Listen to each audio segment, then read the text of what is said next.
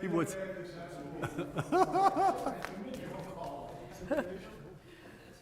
It's like church, everybody sits in the back. That's my flood committee. Yeah. Okay. Okay, good morning, everyone. Call this workshop to order, and note that for the record, we have 4 members of the town council here. Vice Mayor Luke Hilmer, council members Bruce Fry and Scott Edmondson, Patrick Shepley and Jerry Morris and Faith Denault are excused.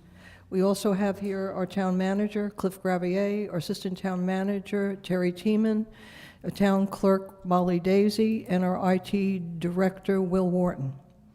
So we can begin. There's only one item on the agenda. Move approval of the agenda. So moved. Second? Second. Okay. All those in favor? Okay. Aye. The first and only item on the agenda is a review and discussion regarding moving forward with a contract for $251,500 in fiscal year 2023 with the engineering firm Mccormick Taylor to produce a 30% preliminary design for the Loop Canal Dam structure. Mr. Gravier. Mayor, Council, Flood Committee, Mr.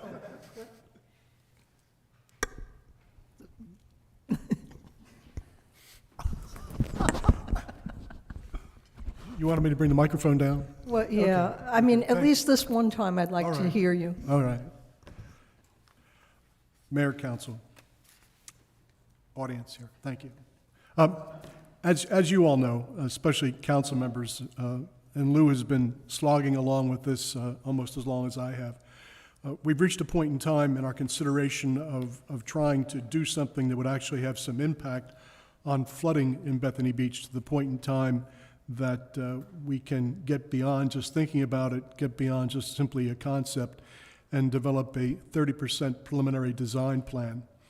A long history of involving, we've involved a number of engineering firms, mostly smaller firms, and actually about eight years ago we involved the U.S. Army Corps in a jointly funded study where we looked at the potential impact of a bladder dam, impact in preventing flooding in Bethany Beach, and also the potential impact in the Assawoman Canal. Over the years, mainly because many of these studies looked at the canal as a closed system, as a system that began at White's Creek and ended at the Little Assawoman, and not looking at the entire basin, the studies were flawed. And the studies put up numbers, especially regarding impact in the Assawoman, that our engineer, Alan Kircher, would look at and just review. He was never involved in this. He lost his hydrologist and moved away from hydrology a number of years ago. But numbers in the potential impact in the Assawoman that he didn't believe were right or actual, that couldn't believe or understand how that could have an impact of 18 inches or 2 feet, and so on and so forth, in raising the elevation of the Assawoman that then would have an impact on potential surrounding communities. About 3 years ago, we employed a one-man firm, but someone we had dealt a lot with and who had a good grasp of the area in this tidal basin that we're in, and had him look at impact. And he came back in his report, and he did a lot of actual hands-on work in the canal and on the ground here. And his report came back and told us that the impact would be negligible in the Assawoman. We knew at that point in time that we should move forward. We didn't want to utilize his information, his report, and we thought we would have to go to a larger firm and also add a component of two-dimensional analysis. And that's something the U.S. Army Corps asked for at the completion of their study, that was one of the things that they thought would really help us really finally to get the sort of information we needed to decide whether or not we wanted to move ahead. We researched engineering firms in the tri-state area, and McCormick Taylor came highly recommended. They have a great depth of field with their hydrologist and do a lot of marine construction and interaction with the Corps. out of the Philadelphia office, and that's the office we would be working through. And we decided that we would use them to conduct, and they had the capability to do the two-dimensional study for us fairly quickly. We would employ them to give us what we would hope would be the final report on the potential impact for the community and the impact in the Assaulman of the construction of a bladder dam. The height that we determined that would work the best through some early work and some of the earlier engineer that I mentioned for a potential dam was a bladder dam that would inflate to a height of 3 feet. They completed the study. There was the report that's available on the website where their lead engineer, Christopher Brooks, briefed the flood committee, answered questions there on the report and their finding. And to sum it up, their finding, as it relates to the Assaulman, says that when the dam was fully deployed at 3 feet, there would be a 6-inch rise in the Assaulman, mainly at the confluence of the loop in the Assaulman, and it would dissipate quickly. There was no other real issues, and with the height of the bank along the Assaulman, that 6 inches of increase had no impact on surrounding communities, and most specifically Ocean View. The impact for Bethany was really astounding. I think we go back and we use, I think it was the 2019 year all the time, where over 10% of the year Bethany was inundated. The 1/3 of Bethany that usually floods, which is Pennsylvania Avenue, Evans, Tingle, all that area that's underwater on 26, all the swales that are full and overflowing south of 26, those impacts, the study tells us, would not happen if the dam was deployed. One of the things the dam does is that as soon as the water hits 3 feet in the Assaulman, it self-regulates, it overtops. And because of that, that takes care of any other issues that might present themselves with the height of the water in the Assaulman rising to a point in time where it might cause problems. After that report, and after the mayor and I had a teleconference with officials from Ocean View, we decided we would go back and ask Mccormick Taylor for even more analysis and to take a deeper look into the potential impact of a bladder dam in Ocean View. They have done so. They let us know last week that even expanding the area of potential impact deeply into Ocean View to look to see if any streets or any communities would be impacted, they find no sign of any such impact, and they're comfortable with their earlier pronouncement that there are no issues for any community along the Assaulman with the dam in place. During all this, we began a work and search for grant resources where we might be able to go to the next step and have a 30% design done, which would give us, most importantly, a firm answer on the potential constructability of a dam.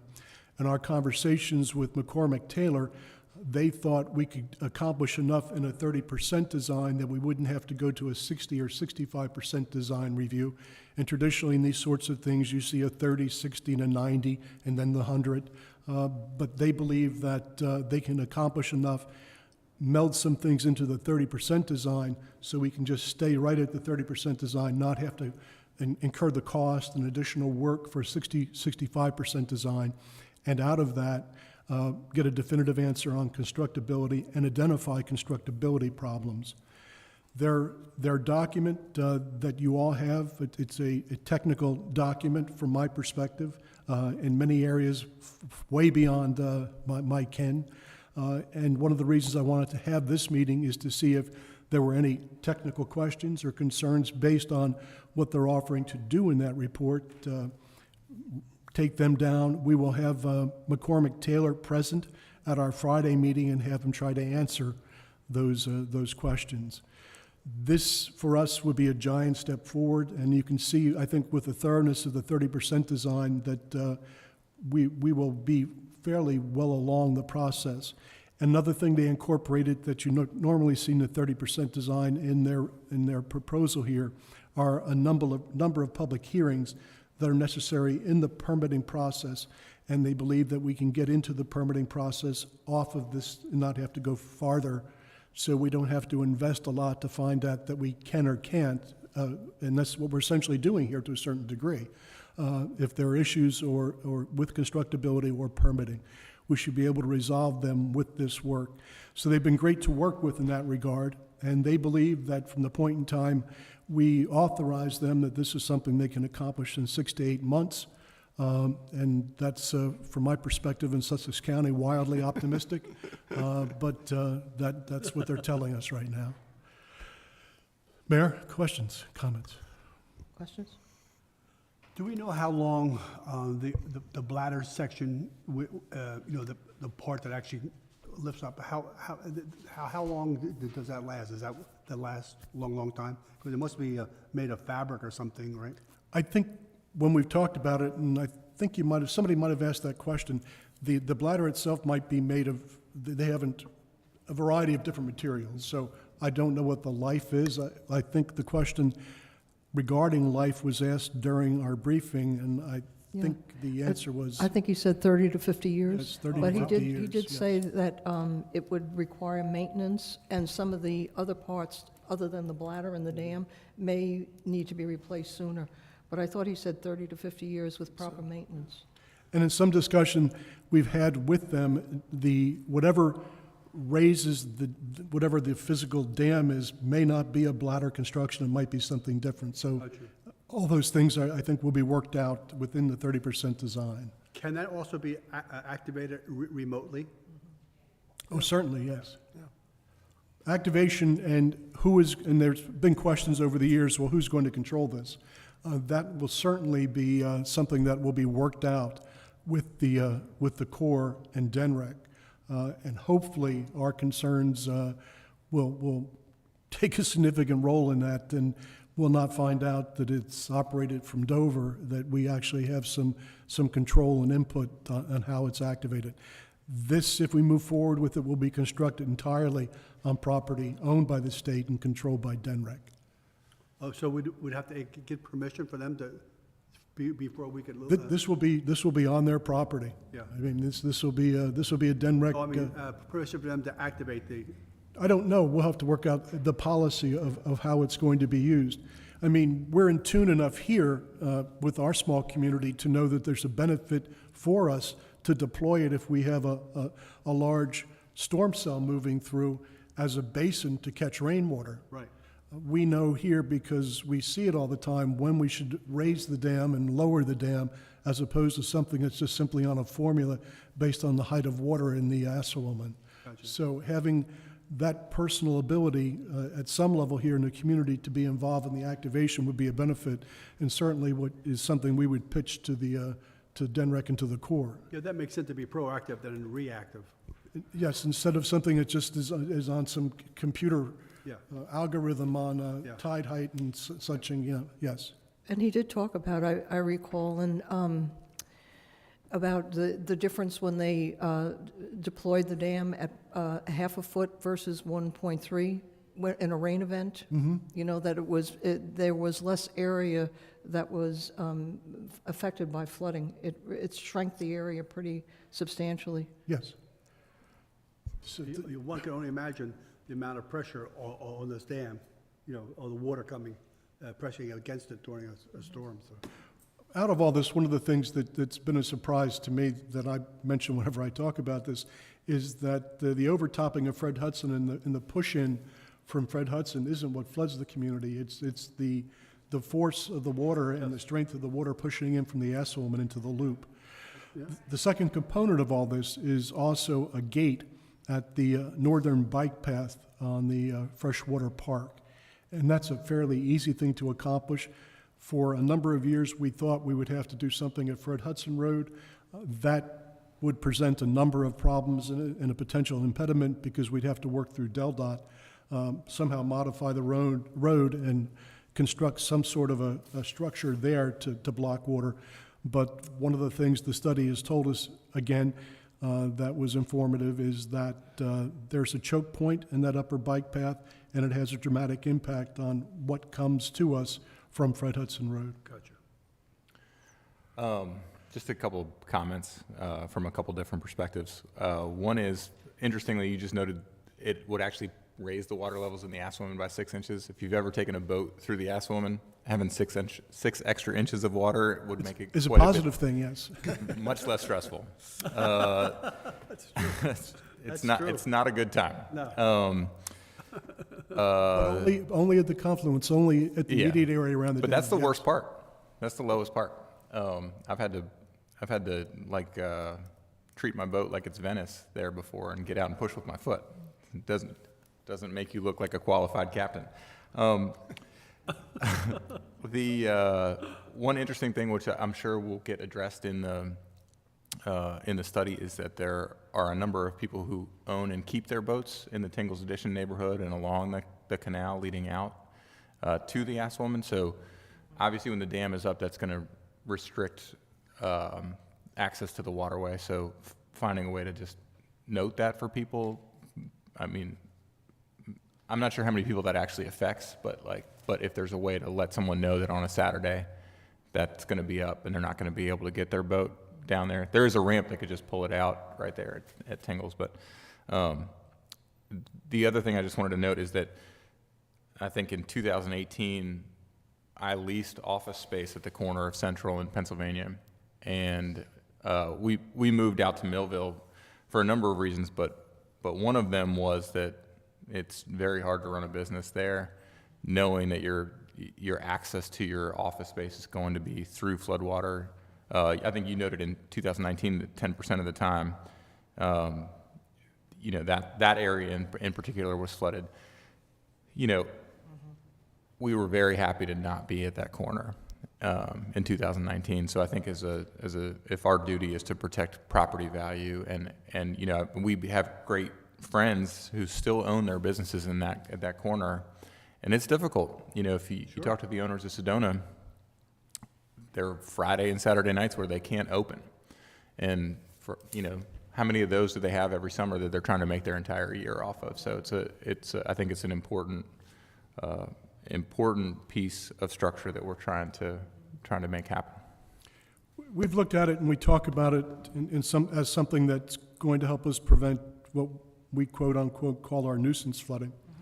But 4 or 5 years ago, a document was produced by the Union of Concerned Scientists called Underwater, and you can still find it on the web. Underwater talks about the impact and the cost, the real cost to community tax bases, and the real cost in the loss of property value to communities affected by what will be the ongoing, continuing flooding that we're probably going to see because of sea level rise. And no matter how you feel about climate change, the planet has warmed and cooled since it was formed, and we are in a period right now where we are seeing a good bit of sea level change. The numbers that were hypothesized in this document Underwater were just confirmed in the new 2022 NOAA study, and they affirmed that a number of models are coming together, and they're all saying the same thing, and they are reputable models, that by 2050, our tidal water surrounding our community will have raised to 1.2 feet. So this won't be an issue of nuisance flooding that we're working on, and it'll be something substantially different that'll have a dramatic impact on quality of life, at least on a third of the community. And at 1.2 feet, rainwater will never drain here in this community, and all the swales will always be full. So.